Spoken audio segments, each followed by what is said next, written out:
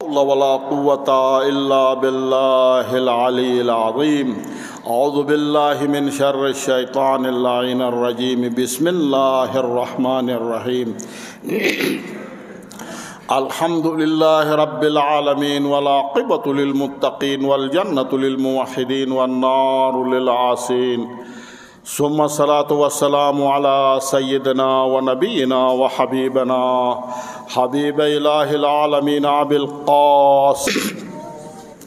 أما بعد، يا أيها الذين آمنوا أوصيكم عباد الله ونفسي بتقوى الله. اتقوا الله فإن خير الزاد التقوى.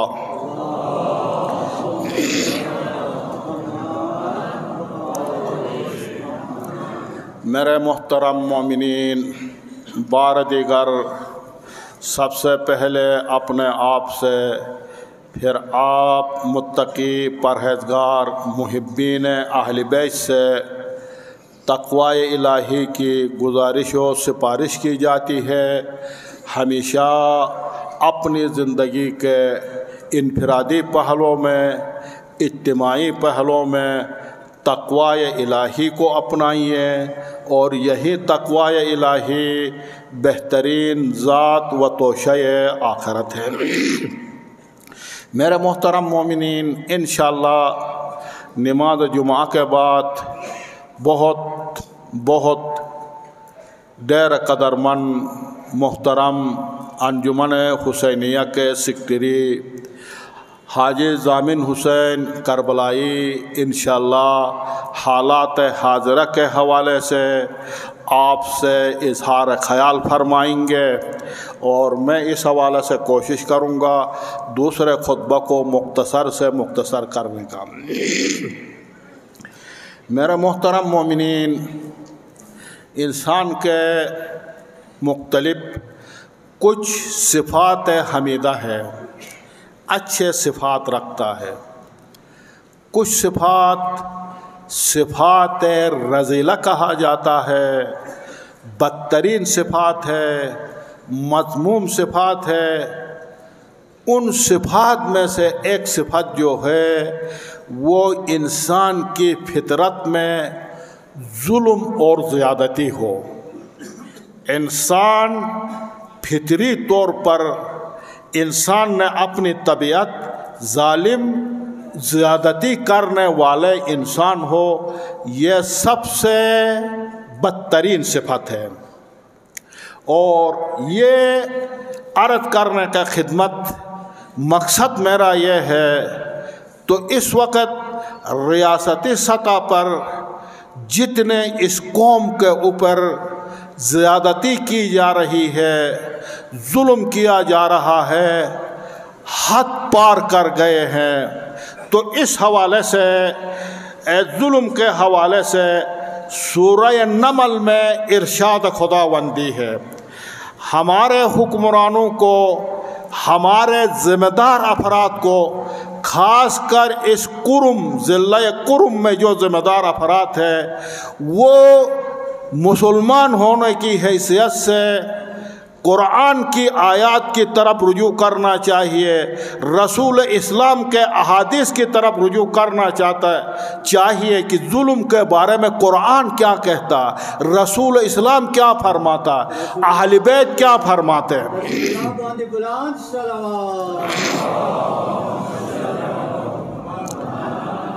سورہ نمل میں ارشاد خداوندی ہے، فَتِلْكَ بُيُوتُهُنَّ خَاوِيَةً، ان کے گھر کھنڈر بن گئے، ویران ہو گئے،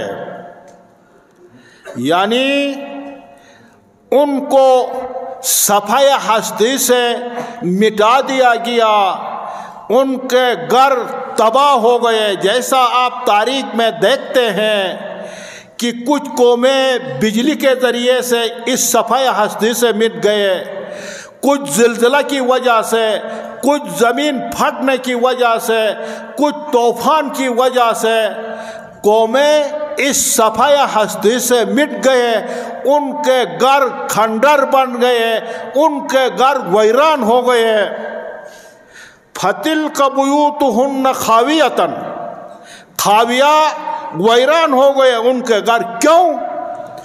بما ظلموا، چونکہ انہوں نے ظلم کیا، ظلم کی وجہ سے وہ برباد ہو گئے۔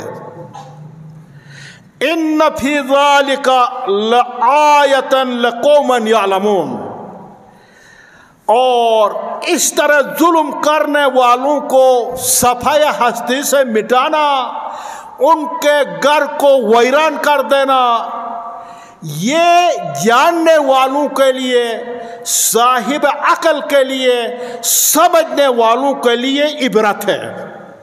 یعنی کیا؟ جس طرح پہلی قومیں ظلم کی وجہ سے ہم نے برباد کر دیا ہے، کائنات کے نقشے سے ان قوموں کو مٹا دیا ہے، تم عبرت لے لو، وگرنہ تمہیں بھی اسی طرح جناب مٹ جاؤ گے اور تم بھی اپنے ظلم کے شکنجے میں کسا جاؤ گے۔ اور یقیناً جب معاشرہ میں ظلم رواج پا جاتا ہے تو پھر خدا کا یہ قانون ہے، اٹل فیصلہ ہے کہ اس ظلم کرنے والے اور ان کی اولاد کو اس ظلم کے شکنجہ میں سب سے پہلے انہیں کسا جائے گا، اور اس ظلم کی وجہ سے ظلم کرنے والے اور ان کی اولاد کو برباد کیا جائے گا، ویران کیا جائے گا، صفحہ ہستی سے مٹا دیا جائے گا، نسل در نسل برباد ہوں گے۔ یہ قرآن کا وعدہ ہے۔ یقیناً مکافات عمل اللہ کے نظام میں ایک طے شدہ نظام ہے، ایک اٹل فیصلہ ہے کہ کوئی بھی مکافات عمل سے نہیں بچ سکتا ہے، کوئی بھی اپنے اعمال کے نتیجے سے نہیں بچ سکتا ہے۔ جتنے بھی اس دنیا میں خواہ خوشگوار حوادث ہو، خواہ ناخوشگوار حوادث ہو، اس کائنات میں، اس جہاں میں، خواہ شیرین حوادث ہو، خواہ تلخ اور کڑوے حوادث ہو، ان حوادث اور اعمال کے درمیان رابطہ ہے۔ یہ حوادث اور انسان کے اعمال ایک دوسرے کے ساتھ مربوط ہے، گہرا رابطہ ہے۔ جس طرح قرآن کی آیت ہے، ظہر الفساد فی البر والبحر، فساد پھیل گیا، ظاہر ہوا، خشکی میں بھی، تر میں بھی، دریا میں بھی، سمندر میں بھی، زمین میں بھی، خشکی میں بھی۔ یہ کس کے ذریعے سے اس طرح فساد پھیل گیا؟ بما کسبت ایدی الناس، لوگوں کے ہاتھوں سے، لوگوں کے اعمال ہی کے ذریعے سے خشک و تر دونوں میں فساد پھیل گیا۔ لیکن اس طرح فساد پھیلانے والے اللہ نے ہمیشہ ان کو چھوٹ دیتا ہے، وہ آزاد ہے۔ نہیں، ایسا نہیں ہے۔ لِيُذِيقَهُمْ بَعْضَ الَّذِينَ عَمَلُوا لَعَلَّهُمْ يَرْجِعُونَ، ان کو ان فساد پھیلانے کا، ظلم کرنے کا مزہ ہم چکھائیں گے تاکہ وہ اپنے اس ظلم سے باز آ جائے۔ اگر پھر بھی بات نہیں آ جاتے تو پھر پہلی قوموں کی طرح صفحہ ہستی سے مٹا دیا جائے گا۔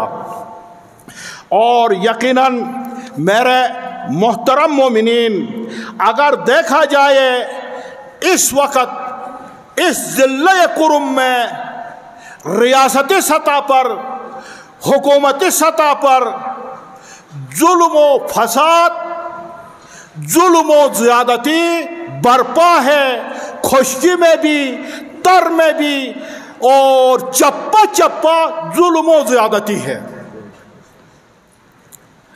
اور یقیناً اس ریاست کی، ادھر کے جو ذمہ دار افراد ہیں، ان کی پالیسی ہے لوگوں کو، رعیت کو تنگ کرنے کی پالیسی ہے۔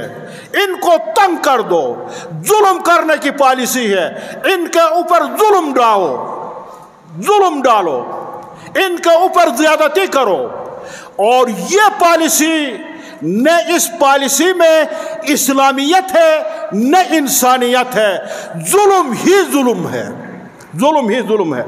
آپ دیکھیں بطور مثال، آپ ریاستی سطح پر، حکومتی سطح پر سرکاری افراد، ریاستی افراد چپا چپا بطخوری شروع کر دی ہے۔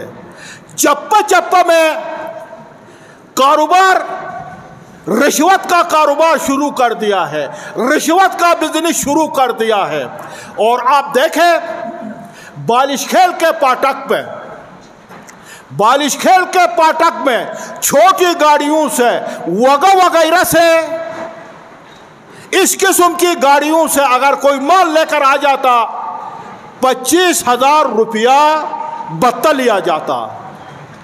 پیک اپ اس قسم کی گاڑیوں سے 50,000 فی گاڑی بتہ لیا جاتا، رشوت لیا جاتا۔ اور اب ریاستی سطح پر اس طرح لوگوں کو لوٹنا شروع کر دیا ہے، بطخوری شروع کر دی ہے، اور اسی طرح پیسے بٹوارنا شروع کر دیا ہے۔ اور یقیناً دیکھیں کتنا ظلم اور زیادتی ہے، کتنا ظلم اور زیادتی ہے۔ واقعاً ظلم کے حد ادھر کے ذمہ دار افراد نے ظلم کے حدوں کو پار کر دیا۔ کیا آپ لوگوں نے ابھی 7واں مہینے میں داخل ہوا، آپ لوگوں نے نہ کانوائی کر رہے، نہ راستے کھول رہے، راستے آپ لوگوں نے بند کر دیا، کوئی کانوائی نہیں ہو رہی ہے، اور کوئی اشیاء خورد و نوش کی کمی ہے، مہنگائی ہے، لوگ بھوک سے مر رہے ہیں، اور آپ لوگوں نے پھر ادھر ان لوگوں سے جن کے چولہوں کو تم لوگوں نے بجھا دیا ہے، اور ان غریب لوگوں سے ابھی بطخوری شروع کر دیا ہے۔ جس طرح آپ لوگوں نے، آپ ذمہ دار افراد نے، آپ لوگوں نے دہشت گردی کے نام پر، دہشت گردوں کے نام پر اس قوم کے اربوں نقصان کیا، اس قوم کے اربوں مال کو لوٹا گیا دہشت گردوں کے نام پر، ٹرکوں کو لوٹا گیا دہشت گردوں کے نام پر، اور اب تم پھر خود چیک پوسٹوں پر، ہر چیک پوسٹ ہے اسی راستہ میں آپ کاروبار شروع کر دیا، پھر اس طرح بطخوری شروع کر دی ہے۔ میں ادھر کے ذمہ دار افراد، بریگیڈر صاحب، کرنلین صاحبان، ڈی سی صاحب، کیا ادھر بالش کھیل کے پاٹک میں اس طرح بطخوری کرنا، اس طرح رشوت لینا، اسی طرح پیسے بٹورنا آپ کے علم میں ہے یا آپ کے علم میں نہیں ہے؟ اگر آپ کے علم میں نہیں ہے تو کیوں نہیں ہونا چاہیے؟ بچہ بچہ جانتا ہے، ہر زبان میں زیادہ عام و خاص زبان زد ہے کہ یہ اس طرح پیسہ لیتے ہیں، بطخوری شروع کر دی۔ آپ کے علم میں کیوں نہیں ہونا چاہیے؟ اگر آپ کے علم میں ہے، آپ اس بطخوری سے اپنے افراد کو نہیں روکتے، یہ جو کچھ بالش کھیل کے چیک پوسٹ پہ کر رہے، یہ آپ کے ماتحت افراد ہیں، یہ آپ کے افراد ہیں، یہ ایپ سے والے ہیں۔ یہ بطخوری اگر آپ کے علم میں نہیں ہے کیوں نہیں ہونا چاہیے؟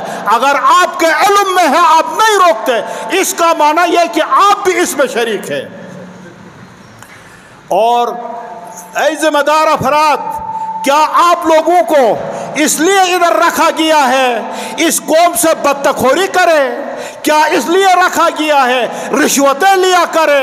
کیا اس لیے رکھا گیا آپ پیسہ بٹوئے؟ کیا اس لیے رکھا گیا آپ کاروبار شروع کر دیں، آپ بزنس شروع کر دیں اس مظلوم قوم کے ساتھ؟ یہ کیا کہہ رہے ہیں؟ یقیناً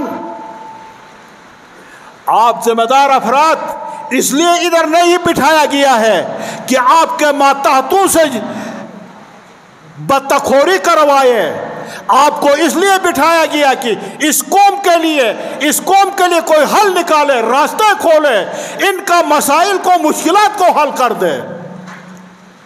یقیناً میں یہی کہوں گا کہ عوام لوگ بہت تنگ آ چکے ہیں، بہت تنگ آ چکے ہیں، اندر سے لاوا پک رہا ہے، اور کسی وقت بھی، جب بھی، کسی وقت بھی یہ آتش فشاں پھٹ سکتا ہے۔ اور ادھر کے مومنین نے، اس قوم نے ظلم کو بہت سہا، ظلم کو قبول کیا، لیکن ظلم کو قبول کرنا بھی ظلم ہے، ظلم کا سہنا بھی ظلم ہے، اور یہ قوم اس طرح ہمیشہ ظلم نہیں سہ سکتی، ظلم قبول نہیں کر سکتی۔ اور آپ ریاست کی طاقت میں، طاقت کے نشے میں اس قوم کے ساتھ اس طرح ظلم مت کیا کرو، نہ کرو۔ آپ ذمہ دار افراد ہیں، اپنی ذمہ داری کو ادا کرو، اور یقیناً طاقت کا سرچشمہ عوام ہوتے ہیں، طاقت کے سرچشمہ عوام ہے۔ آپ اس طاقت کے نشے میں ان لوگوں کے ساتھ ظلم مت کرو۔ یقیناً لوگوں کے پیمانہ صبر لبریز ہو چکا ہے، اس کے بعد ہم بھی کنٹرول نہیں کر سکتے، انجمن بھی کنٹرول نہیں کر سکتا، مرکز بھی کنٹرول نہیں کر سکتا۔ یہ کیا آپ نے ظلم و زیادتی شروع کر دیا؟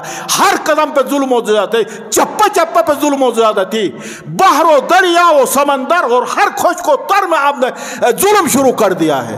اس طرح ظلم کبھی بھی ہم نہیں سہیں گے، اس طرح ظلم کبھی بھی ہم قبول نہیں کریں گے، اور ظلم قبول کرنا بھی ظلم ہے، ہم ظالم نہیں بن سکتے، یہ یاد رکھیں۔ اور دعا ہے اسی کے ساتھ، پروردگارہ بحق انوار طیبہ چہاردہ معصومین، اس قوم کے اوپر اپنی رحمتیں، برکتیں، نعمتیں شامل حال فرما۔ پروردگارہ خدا داد پاکستان کی محافظت فرما، پروردگارہ دشمن خارجی اور داخلی سے محفوظ فرما، پروردگارہ بحق انوار طیبہ